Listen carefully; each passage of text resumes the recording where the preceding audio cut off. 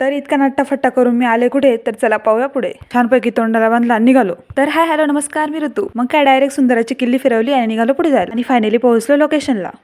कडक एंट्री मारली आणि डायरेक्ट पोहोचलो कीर्ती मॅडमच्या लग्नाला. मग म्हटलं आपण जरा स्थानापन्न होऊया. इकडे यांची एंट्री झाली होती. तर बघताच चालू झाली शिवाजी महाराजांची आरती. हा आरतीचा कन्सेप्ट मला खूप जास्त आवडला. लग्न कधी लागतं याचीच वाट बघत होते. त्यातच खताळ मामांचं भाषण चालू असताना लांबटे मामांची एंट्री झाली आणि फायनली कीर्ती मॅडमच्या डोक्यावर अक्षरांचा वर्षाव झाला. मग काय आम्ही निघालो पुढे.